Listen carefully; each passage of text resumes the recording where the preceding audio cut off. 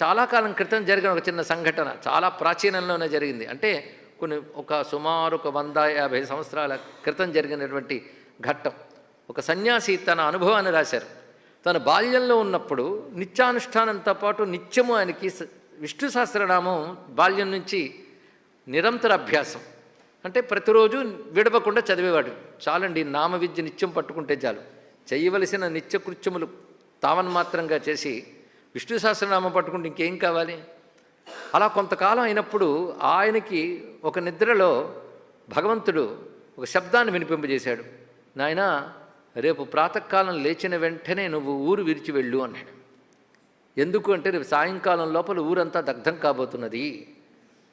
అయితే మొత్తం ఊరిని కాపాడచ్చు కదా అంటే సమూహ కర్మ ఒకటి ఉంటుంది నాయనా, అది అనివార్యం, అనుభవించక తప్పదు. నువ్వు చేసిన ఈ సాధన వల్ల నీకు రక్షణ నేను చూపిస్తున్నాను అని చెప్తే ఆయన ప్రాతకాలం నిద్రలేచి విష్ణువు ఇలా చెప్పాడు, ఊళ్ళో అందరికీ చెప్పాడు. మీరందరూ కాపాడబడాలి కాబట్టి మీరందరూ వెళ్ళిపోండి ఊరు విడిచి. విష్ణువు చెప్పాడంటే వెర్రిబాగులు వాడే నీ మాట ఎవడు వింటాడన్నట్ట. అప్పుడు విష్ణువు నవ్వుకుని ఉంటాడు, నీకు చెప్పానా ముందే, వాళ్ళు వినరయ్యా, వాళ్ళు అందుకే పుట్టారు.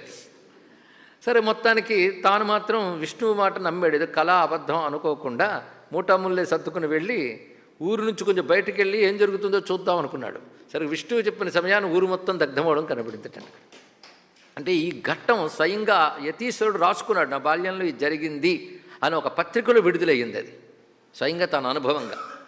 దీన్ని బట్టి ప్రార్థించితే తప్పకుండా విష్ణు సహస్రం అంత శక్తిని ఇవ్వగలదు. ప్రకృతిని కూడాను క్షోభరహితంగా చేయగలదు. అయితే మన ప్రార్థనలో ఆ శ్రద్ధ ఉంటూ ఇప్పుడు ఇంత సమూహంగా మనం కూర్చొని వింటున్నామంటే ఒక్కడనే కాకుండా మనందరం కలిసి విష్ణు సహస్రనామ ఉపాసన చేస్తున్నాం. ఇది పారాయణం అండి. మరి మేము నామాలు అనట్లేదండి, ఊరికనే వింటున్నామంటే అర్థాన్ని వివేచన చేయడం కూడా పారాయణ. అసలు పారాయణ ఇదే. ఇంకోటి ఏమిటి కనుక 21 రోజుల విష్ణు సహస్రనామ శ్రవణం అనబడేటటువంటి ఈ క్రతువు వల్ల మనందరం కోరుకోవలసినది ఈ దేశం, ఈ ప్రకృతి క్షేమంగా ఉండాలి. ముఖ్యంగా సనాతన ధర్మం రక్షింపబడాలి. గట్టిగా అడగాలి. ఎందుకంటే దీని రక్షకులు ఎవరూ లేరు. మనం ప్రజాస్వామ్యం, స్వతంత్రమైన భ్రాంతిలో ఉన్నాం, కానీ మన కింద భూమి తవ్వబడుతోంది, మనకే తెలియదు. మనకంటూ నేలే మిగిలిన పరిస్థితి ఉంది. ఆలోచిస్తూ ఉంటే ఉందేమో అనుకుంటూ ఉన్నాం. మనకు అన్ని రకాల హింసించడానికి సిద్ధమైన నాయకులు ఉన్నారు. అలాంటి నాయకుల కోసం యాగాలు చేయడానికి స్వామీజీలు ఉన్నారు. ఇలాంటి ప్రారంభ పరిస్థితుల్లో ఉన్నాం మనం. అవునా లేదా? ఎవరి వల్ల సనాతన ధర్మం దెబ్బతింటుందో అలాంటి నాయకుల కోసం యాగాలు చేసి, వాళ్ళ చేతులకు కరచాలనాలు చేసి, వాళ్ళ ఆలింగనాలు చేసుకుని వాళ్ళ కోసం యాగాలు చేసేటువంటి వాళ్ళు ఉంటూ ఉంటే ఎవరు రక్షకులు చెప్పండి ఇక్కడ? అందుకే మనం ఇక్కడ ఈ పవిత్రమైన ప్రాంగణంలో, ఎందుకంటే వాగ్దేవత అయిన సరస్వతీమాత కొలువైనటువంటి ఈ చోట ఈ వాక్కులతో విష్ణువుని స్తుతిస్తూ నా సనాతన ధర్మం బాగుండాలి, దేశం బాగుండాలి, ప్రకృతి బాగుండాలి అని మనం ప్రార్థన చేద్దాం. ఎందుకంటే నిన్న కాక మొన్న కంపించిన భూ సంబంధమైన వార్తలు విన్నాం మనం. కానీ ప్రమాదములేమీ జరగకుండా సర్వవ్యాపకుడైన విష్ణువు రక్షించుగాక. ఎందుకంటే సర్వత్రా విష్ణువున్నాడు అని స్పృహ ఉన్నవాడికి సర్వత్రా విష్ణువు రక్షిస్తాడు. ఈ ఒక్క వాక్యం గుర్తుపెట్టుకుంటే చాలు. అన్నిటా విష్ణువున్నాడు, అన్నీ విష్ణువైన భావం ఉన్నవాడికి అన్నిట్లోంచి రక్షణ లభిస్తుంది. ఒక్క సూత్రం. దీనికి ఏదైనా చెప్పడమేనా, నిజంగా ఉందా అంటే విశ్వం విష్ణువు మాటకు అదే కదా అర్థం. అది ఉన్నటువంటి వాడు ప్రహ్లాదుడు. అందుకే ఆయన అన్నిట్లోంచి రక్షణ లభించింది. కానీ అన్నిట్లోంచి రక్షించడం మాత్రం ఆయన అనలేదు. ఎందుకంటే అన్నిట్లోంచి అన్నీ తానైనప్పుడు ఇంకా దేని నుంచి రక్షిస్తాడు? అందుకే ఆ భావంలో ఆ తాదాత్మ్యం చెంది ఉండిపోయాడు ఆయన. అంతే. సర్వం విష్ణువు అనే భావనతో తాదాత్మ్యంగా ఉన్నప్పుడు ఆయన ఎక్కడ పడేసినా విష్ణువు రక్షిస్తూనే ఉన్నాడు. అది రహస్యం అండి. వాళ్ళ నాన్నగారికి తెలివి లేక నాకు దీని నుంచి కాపాడాలి, దాని నుంచి కాపాడాలి, దీని నుంచి మరణం ఉండకూడదు, దాని నుంచి మరణం ఉండకూడదు పెద్ద ప్లాన్ వేశాడు. అంతా విష్ణువైనప్పుడు కోరికే అక్కర్లేదు, ఆయన అలాగూ రక్షిస్తాడు అనడానికి ఉదాహరణ వాళ్ళ కొడుకు ద్వారానే చూపించాడు. కానీ హిరణ్యకశిపుడికి అర్థం కాలేదు. అంటే అర్థం కాని వాళ్ళందరూ హిరణ్యకశిపు లక్షణం కలిగినటువంటి వాళ్ళు. అసుర లక్షణం ఉన్నవాడికి ఏం అర్థం అవుతుందండి? మొరపెట్టుకున్నాడు, గట్టిగా ఘోషించాడు పిల్లవాడు, ఏమీ అర్థం కాలేదు. చివరికి అర్థం చేసుకునేటప్పటికి లేడు. అందుకే అక్కడ గమనించవలసింది కలడంబోది కలండు గాలి అన్నందుకు అన్ని చోట్ల విష్ణువు రక్షించాడు.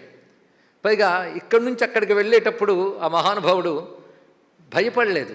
ఎందుకు? నేను విష్ణువు నుంచి విష్ణువులోకి వెళ్తున్నాను. భూతాన విష్ణువు, భువనాన విష్ణువు, అగ్నిర్విష్ణువు, వాయుర్విష్ణువు, జలో విష్ణువు, అన్ని విష్ణువైనప్పుడు విష్ణువు నుంచి విష్ణువులోకి వెళ్తున్నాడు.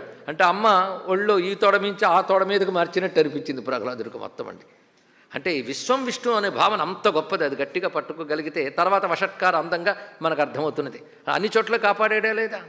అందుకే ఆ మహానుభావుడు తన్ను నిశాచరుల్ పొడవ దైత్యకుమారుడు మాటి మాటికో పన్నగసాయి ఓ ధనుజభంజన ఓ మహాపన్న శరణ్య అంచు నుతించుగాని తా కన్నుల నీరు తేడు భజ కంప సమేతుడు కాడు భూవరా అంటాడు సుఖయుగేంద్రుడు పరీక్షణ్ మహారాజుకి.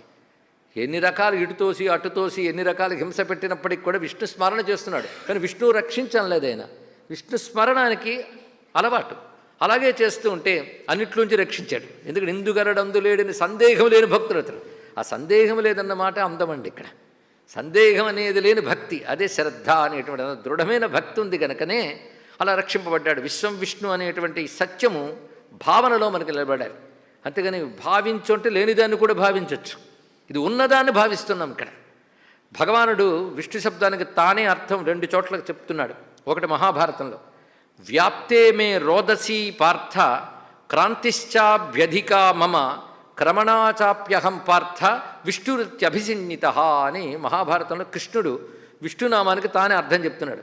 ఈ సమస్త రోదసి నుండి రోదసిని కూడా దాటిపోయి దానికంటే అధికుడు ఎవడున్నాడో అతన్ని విష్ణు అంటారు అన్నాడు. క్రమం అనే ధాతువుకి వ్యాపించుట అని అర్థం. అలాగే వ్యాపించిపోయినాడు. ఎక్కడ వ్యాప్తే మే రోదసి ఉంటూ రోదసి కంటే మించిపోయి ఉన్నటువంటి వాడు, అందుకు విష్ణు అన్నారు సుమా నన్ను అన్నారు.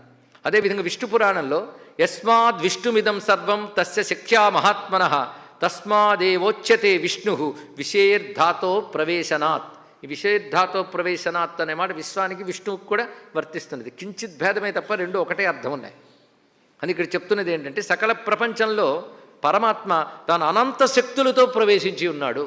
అనంత శక్తులతో ప్రవేశించి ఉన్నాడు గనకనే విశ్వం నడుస్తున్నది. అందుకు ఇది విష్ణు అనే శబ్దం చేత చెప్పబడుతున్నాడు.